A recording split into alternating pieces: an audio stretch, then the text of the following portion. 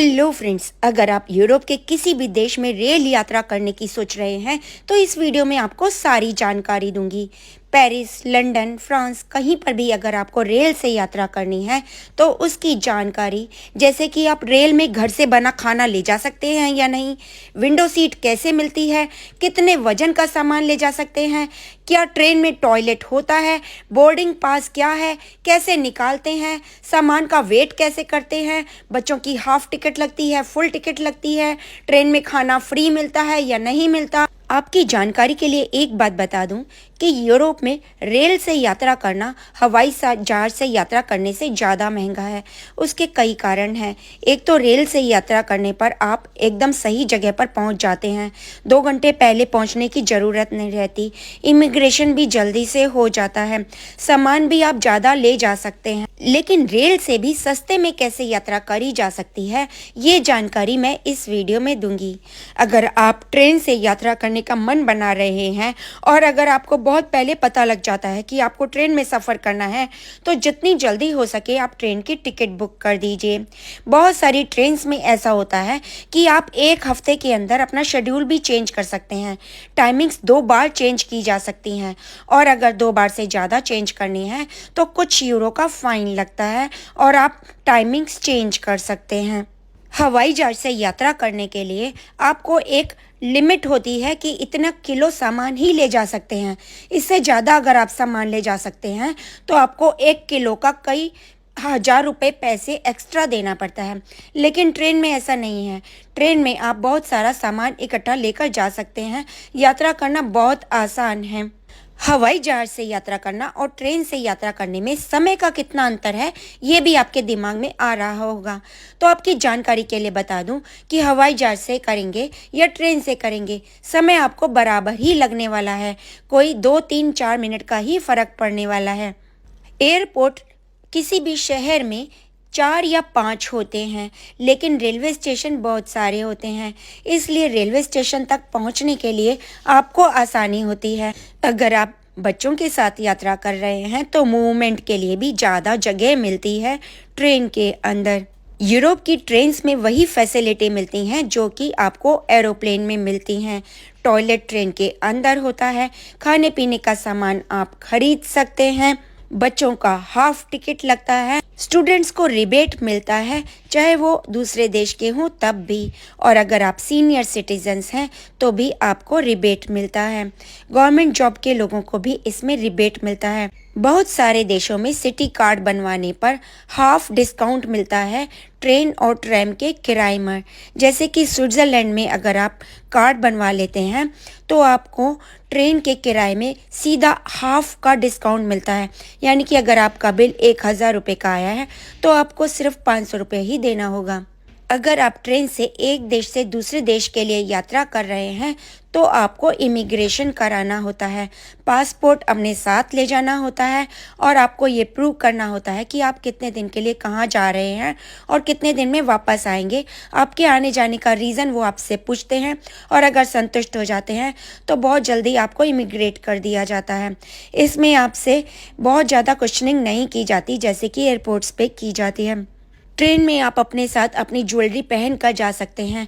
Airports पर वो jewellery आपसे उतरवा ली जाती है, लेकिन ट्रेन में ऐसा नहीं होता। बहुत सारे एयरपोर्ट्स पर आपसे बेल्ट्स तक उतरवा ली जाती हैं। आपने बेल्ट पहन रखी है, पर्स है, चश्मा है, टोपी सब उतरवा ली जाती है, लेकिन ट्रेन में ऐसा नहीं होता।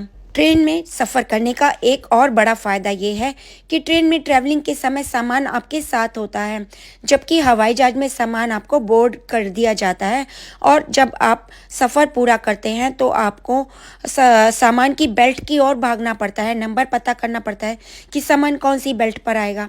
वहाँ पर जाकर आपको अपना सामान चेक करके लेना होता है। कई बार सामान इधर उधर भी हो जाता है, टूट फूट भी जाता है, खोने के भी चांसेस रहते हैं, लेकिन ट्रेन में आपको ये सब नहीं असुविधा होती है। ट्रेन में सफ़र करते समय आप आसानी से अपने साथ खाना भी ले जा सकते हैं और पानी भी ले जा सकते हैं, जबकि हवाई जहाज में यात्रा करते समय आपको 50 ml से ज़्यादा का लिक्विड ले जाने की परमिशन नहीं मिलती है। ट्रेन में आप अपने साथ सेंट या कोई तेल या कोई लिक्विड जैसी कोई चीज़ भी आसानी से लेकर जा सकते हैं। यूरोप में बहुत सारे रेलवे स्टेशंस पर शटल चलती हैं जो कि फ्री सेवा होती है। जैसे कि अगर आप हवाई जहाज से किसी जगह पर उतरते हैं और वहाँ से आपको शटल मिल जाती है रेलवे स्टेशन के लिए फ्री, और उस रेलवे स्टेशन के लिए आपको शटल सेवा से रेलवे प्लेटफॉर्म पर उतर जाते हैं और वहाँ से अपना रेल पकड़कर आप अपने गंतव्य पर आसानी से पहुँच जाते हैं।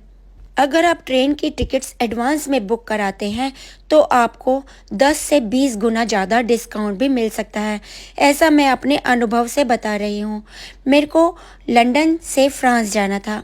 मैंने 2-3 महीने पहले ही टिकट बुक करा ली थी क्योंकि मुझे डेट्स पता थी मुझे कब जाना है।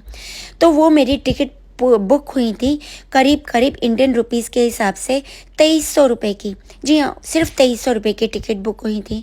लेकिन इमरजेंसी में एक बार मुझे लंदन से फ्रांस इमरजेंसी में जाना पड़ा और मेरी वही टिकट जो बुक हुई है वो 25,000 रुपये की बुक हुई।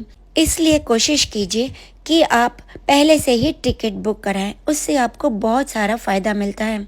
अगर आप बच्चों के साथ रेल में सफ़र कर रहे हैं तो अपने साथ फल, जूस की बोतल या फिर कुछ खाने का सामान ज़रूर रखिए। हर रेलवे स्टेशन पर बहुत सारे खाने के कियोस्क बने होते हैं। हर ब्रांड का सामान आपको मिलता है खाने के लिए, तो आप वहाँ से भी खरीद सकते हैं या फिर रेलवे स्टेशन आते समय अपने घर से जो भी रास्ते में डिपार्टमेंटल स्टोर मिलता है वहाँ से खाने का सामान लेकर आ सकते हैं, क्योंकि रेलवे स्टेशन पर सामान थोड़ा तो महंगा मिलता ही है। यूरोप के रेलवे स्टेशन पे अगर आप ट्रॉली बैग के साथ या बड़े अटैची के साथ सफ़र कर रहे हैं और उनमें व्हील्स हैं तो आपको चिंता करने की ज़रूरत नहीं है। आपको कुली की ज़रूरत नहीं पड़ेगी क्योंकि यहाँ के प्लेटफॉर्म इतने स्मूथ होते हैं कि आप 2 ट्रॉली बैग भी आसानी से मूव करके ले जा सकते हैं। उन पर बच्चे भी बिठा कर ले जा सकते हैं। स्मूथ होते हैं यहाँ के प्लेटफॉर्म। बहुत जल्दी से अटैचियाँ ट्रॉलियाँ आसानी से फिसल जाती हैं।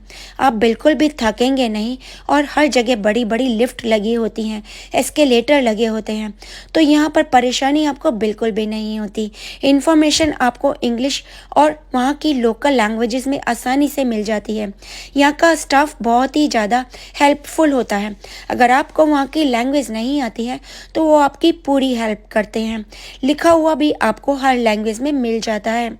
अगर आप इटली या फ्रांस के किसी देश में रेल से सफ़र कर रहे हैं तो आपको कहीं कहीं असुविधा ये हो सकती है कि बहुत सारा स्टाफ फ्रांस और इटालियन के अलावा इंग्लिश नहीं जानता है, लेकिन वहाँ पर आपको कुछ लोग ऐसे मिल जाते हैं जो इंग्लिश जानते हैं।